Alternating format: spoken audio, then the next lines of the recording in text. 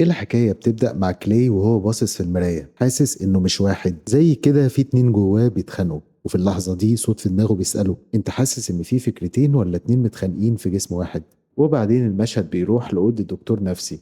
كلاي قاعد قدام مراته كايا وبيحاول يقول اللي مضايقه، بيشرح إنه حاسس إن الناس بتحكم عليه غلط علشان هما شايفين الرجالة سود بطريقة معينة، بس صعب عليه يطلع كل اللي جواه. وفجأة كايا بتقطعه، بتلاحظ إنه متوتر علشان حفلة جمع التبرعات السياسية اللي جاية، بس هي متأكدة إن المشكلة الحقيقية إنه خايف من نظرة الناس. وفي اللحظة دي بالظبط موبايل كلاي بيرن وبيقطع الكلام تاني، وبيضايق برضه كايا، فبتقول له: أنت دايما مش مركز ودي أكبر مشكلة ما بيننا. الدكتور ساعتها بيتدخل في الكلام وبيسأل كلاي مباشرة: لما هي بتنتقدك أنت بتحس بإيه؟ بس كايا بتقول إن لو اتكلموا مع بعض ممكن ينقذوا جوازهم. كلايد بينفجر، بيقول إن سكوتي ده هو اللي خلاكي تخونيني، وبيبدأ يحكي عن الضغط اللي بيعيشه في الشغل بسبب توقعات الناس منه علشان لونه. وكايا بترد عليه إن تهربه ده متعمد في الوقت اللي هو محتاج يتكلم فيه. وبعد كده الدكتور بيقترح إن كلاي ممكن يدور على حلول بره موضوع الجواز. بعد كده هما الاتنين بيخرجوا بره، الاتنين واقفين بعيد عن بعض والجو متوتر لسه جامد. بيسألها بكل برود: انت ناوية تجيبي اللي بتحبيه معاكي النهاردة؟ وهي في الوقت ده بتنكر. وفي الآخر بيتفقوا إن كل واحد فيهم يغير هدومه ويتقابلوا في الحفلة. كلاي بيرجع تاني لمكتب الدكتور،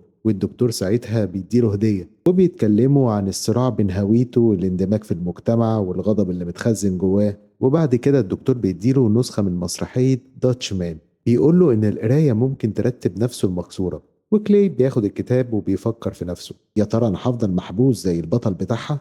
بعد كده بيمشي ناحية عربيته، بيتصل بصاحبه وارن، بيقول له إنه لسه طالع من عند الدكتور حاسس بتوتر غريب. وارن مش مركز قوي وكان ملخوم في اللي كان بيعمله، بس بيحس إن كلاي متضايق. ولما كلاي بيحكي له عن اللي حصل والمشاكل اللي بينه وبين مراته، بينصحه إنه يعمل زي ما عملت بالظبط ويحاول ينتقم. وبعد شوية كلاي بيحكي عن تصرف الدكتور الغريب وبيسأل نفسه: هو أنا فعلا هبقى مجنون؟ وارن ساعتها بيرد عليه وبيقول له: سيبك من الكلام ده كله وتعالى أنا مستنيك. وبعد كده كلاي بيدخل محطة المترو علشان يلحق القطر، بيسمع إعلان غريب عن المشهد اللي بيتكرر تحت الأرض، وبيستنى القطر وسط الناس. ولما القطر بيجي أخيرا بيطلع عليه وبيقعد. وفي اللحظة دي بنت اسمها لولا بتقرب منه وبتبدأ تتهمه. القطر بيتحرك بس لولا بتقطع الهدوء فجأة وبتقول له: أنا هقعد جنبك. بتشتكي من الحر وعمالة تقلع حاجات وتلبس حاجات. بتقول إنه كان بيبص لها من الشباك من شوية، وكلاي طبعا بينكر وبيقول لها ما حصلش، بس هي بتفضل تعيد الكلام وبتقول له: لا انت كنت بتبص لي، علشان تستفزه اكتر واكتر.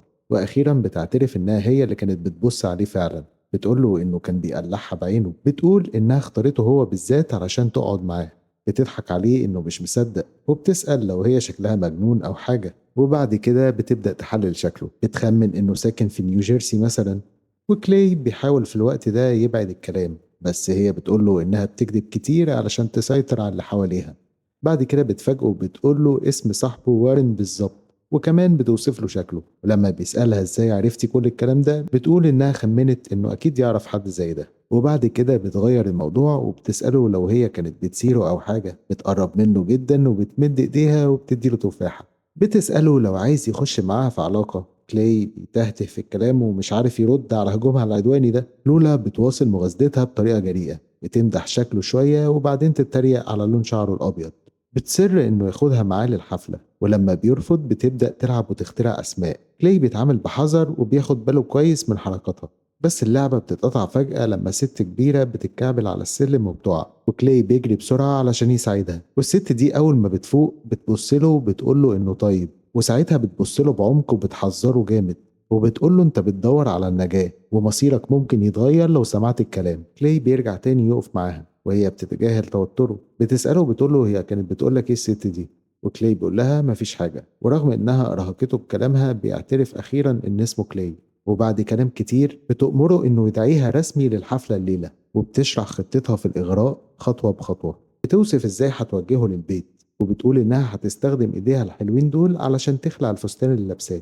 وكلاي بيبعد ذهنيا شوية، فبتسأله ليه سكت فجأة. بتفضل تستفزه على تردده، بتسأله لو خايف من حاجة يقول. وكلاي في الوقت ده بيحاول يقوم يمشي علشان لازم يلقي خطاب قريب، بس لولا بتحجز له الطريق وبتطالبه إنه يفضل معاها. بتقدم له دعوة صريحة إنهم يعملوا علاقة، بتشجعه يدخل مساحتها الشخصية. بتقول إنها تعرف جسمه كويس قوي، لدرجة إنها ممكن ترسمه. وفي النهاية التوتر ده بينفجر، بيحصل انفجار جسدي جامد بينهم، والسكوت بيطول شوية لحد ما بتطالبه يقول لها إنه بيحبها. وكلاي ساعتها بيرفض يكذب في الحاجات دي، بتحذره إن الكذب ممكن ينقذه، ولما بيحاول يمشي بتتهمه إنه بيستغلها زي أي راجل ناجح تاني.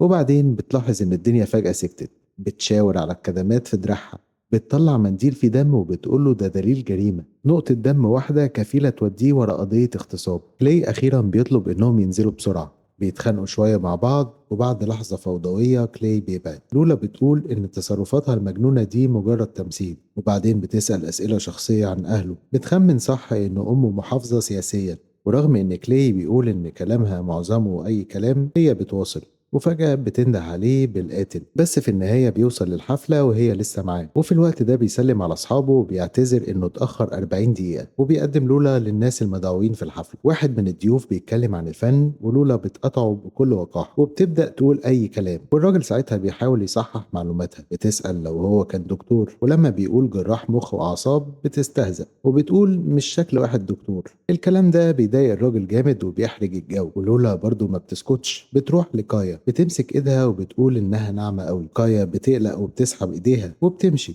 كلاي بيروح وراها وبيعتذر من غير ما يشرح مين لولا دي. وبعدين كلاي وكايا بيتخانقوا. كايا بتقوله ان عقله بقى في حتة تانية، بتتوسل اليه انه يسيبه من الهوس والجنان اللي هو فيه، وكلاي ساعتها بيسخر منها. الخناقة ساعتها بتروح لخيانات قديمة. كايا بتقول خيانتها كانت غلطة. كلاي بيعد كل اللي ضحى بيه وبيقول لها بأسوأ انهم ما عندهمش عيال. وكايا بتتكسر من كلامه، بتقوله ان وجود لولا هنا بيوجع قلبها، وبتطلب تفسير لتصرفاته الغريبة دي. كلاي بيدخل في هلوسة عن الدكتور وبيتهم كايا انها متفقة مع الدكتور ضده، بيقول ان في حاجة غلط جدا بتحصل في دماغه. في الوقت ده واحد بينده على كلاي من تحت، ولولا بتضايق الناس بكلامها العدواني، مبسوطة بالفوضى اللي عملتها، بتقول انها مش بتسيب ضحاياها ابدا وان المرة دي مختلفة. وارون بيمسك كلاي وسط الدوشة، بيطالبوا انه يطرد الست دي دلوقتي حالا، وبيفكروا ان في ناس مهمة بتبص عليهم وانهم لازم يمشوا على الخطة. وكلاي بيقول له ايه فايدة حياتهم المنظمة دي، بيحس ان مجهودهم هيروح على الفاضي، وان ناس زي لولا هم اللي بيكسبوا في الاخر. وارون بيبص له مستغرب عن التفكير اللي وصل له. كلاي بيعترف ان لولا مسيطرة عليه، بيهمس لارون انه عمل غلطة كبيرة جدا، بيحس انه في كابوس، ولولا عارفة كل اسراره، عارفة كل حاجة عنه، عارفاك انت شخصيا. وارون بيستغرب وبيحس ان الوضع خطير، بس بيوعده انه هيخليها تسكت طول الليل. وفجأة المضيف بيطلب كلاي على المسرح للخطاب، وفعلا بيطلع وبيحيي الناس، بس مش عارف يبدأ منين. بيشكر كايا واللجنة والمنظمين، وبعدين بيبتدي يتكلم كلام مش مترابط، بيعتذر كتير وهو تايه. واخيرا بيسأل الناس انتوا لسه ليه ماسكين بتراث هارلم، بيقول انه لازم يحموا جذورهم من اللي عايزين يغيروها. الحي ده تاريخهم وبيتهم. بيقدم ارون كواحد او عمود من المجتمع، بيمدح اهتمامه بالمهمشين، بيطلب من الكل انه يسقف له ويحييه، والناس فعلا ساعتها بتهتف باسمه. بعد كده بنشوف كلاي بتجاهل الكلام، بيحاول يحذر. واخيرا كلاي بينتهي يومه في السجن بعد ما لولا صرخت في الشارع وقالت عليه حرامي. في الحجز بقى صوت بيقول له الانكار بيضيع الوقت، بيعيد الكلام لحد ما كلاي بيعرف الصوت في الضلمه. الدكتور بيظهر وبيحذره انه عنده وقت لحد الصبح علشان يصلح اللي حصل. بيقول له ان ألمه اللي جواه هو اللي جذب اللعنه دي، وبيأمره يرجع الاوضه علشان يلاقي الاجابات. كلاي بيطلع بكفاله فجاه مصدوم. كايا بتبص له بشفقه وغضب، بتقول له انها مش مصدقه انه ملعون او ممسوس. بتحاول تمشي تعبانه ومتضايقه من الفضيحه، بس كلاي بيوقفها وبيتوسل اليها انها تسمعه. وساعتها بيقول لها انه ما عملش اي حاجه، وبيطلب منها تساعده يخرج من الكابوس ده. لكن للاسف كايا بتقول له ان سلامتها اهم، وبرغم اعتذاره عن كل اللي عمله بتقرر تمشي وبتسيبه. وبعد مشهد غريب كلاي بيظهر تاني في المترو، والدكتور قاعد مستنيه بهدوء علشان يشرح، وبنت زي شبح بتطعنه في صدره. بتسيبه مش فاهم الواقع ايه. الدكتور بيقول له ان الدنيا دي مجرد مسرح، ولولا هي افكاره السوداء اللي خرجت بتتغذى على الخناقات بين الناس. وبيقول له كمان ان في المسرحيه الاصليه لولا بتقتل البطل. فكلاي بيفهم ان موته خلاص قرب، بس الدكتور بيقول له ان القصه ممكن تتغير علشان عنده حب مش موجود عند البطل الاصلي، وبيطلب منه يستخدم غضبه علشان يكتب نهايه جديده ويعيش، وبيأمره يخلص المسرحيه بطريقته. كلاي بيرجع فجاه في العربيه مع لولا اللي بتقعد تهزر وتتكلم عن العبوديه وبتغني عن الحياه في المزارع. كلاي ساعتها بيتنرفز وبيقول لها تسكت، بيزقها بقوه وبيأمرها انها تسكت. بيقول ان دوره هو دلوقتي، بيقول ان ممكن يخنقها بكل سهوله، وبيبص على الركاب وبيقول ان ممكن اقتلهم هم كمان. وبيشاور على واحد بيقرا الجورنال وبيتخيل انه بيقطع رقبته. بيسأل ايه الفايدة، بيقول لهم انتوا ناس طرية وغلسين، سيبوني ابقى زي ما انا عايز. بيقول انهم شايفين بس الوش المؤدب مش اللي جواه. بيسخر من لولا انها فاكرة نفسها فاهمة السود، فهمها سطحي جدا، لقاءات جسدية بس، وبيرفض انها تحصر ثقافته في حاجات بدائية. بيقول ان التعبير الحقيقي بيطلع من الكراهية العميقة، وبيفضل يجيب في امثلة، وبيقول انه في الاساس شاعر كان ممكن يبقى حاجة. بيحذر ان الغضب المكتوم هيبقى قتل مدروس، ان الاندماج بالعافية بيخلق قتلة في المستقبل هيستخدموا المنطق الغربي علشان يبرروا عنفهم ويقطعوا الرقاب بكل هدوء. وفي الوقت ده لولا بتقول انها سمعت كفاية، بتقول خلصت اللعبة دي، وفجأة بتهجم عليه علشان تقتله. فوضى كبيرة بتحصل، كلاي بيتغلب، بيصرخ، بيطلب المساعدة بس مفيش حد. الركاب كلهم بيقوموا يضربوه معاها لكنهم بالظبط متفقين معاها. وفي الوقت ده كلاي بيقع، ولولا بتقف فوقيه وبتبقى عايزة تخلص عليه، وفجأة بتهجم عليه علشان تقتله. وبعد محاولات كتيرة منها بيقدر انه ياخد السكينة ويطعنها في بطنها. وفي الوقت ده الشرطة بتيجي وبتقبض عليه وبيكتفوه وبيلبسوه كلبشات. وفي الوقت ده المشهد بيتغير خالص. الست الكبيرة اللي كان كلاي ساعدها قبل كده وقومها صورت كل حاجة بالصوت والصورة، وورت الفيديو ده لأفراد الشرطة، وده اللي خلاهم فعلا يصدقوه ويسيبوه يمشي. وبعد كده المشهد بيتغير لكلاي وهو بيروح لمراته، بيطلب منها انهم يقعدوا ويتكلموا ويحلوا مشاكلهم مع بعض، واخيرا مراته بتوافق. بعد كده بنشوف كلاي وهو قاعد مع الدكتور اللي كان بيقول له ان الماضي مجرد بداية بس هو اللي بيصنع المستقبل.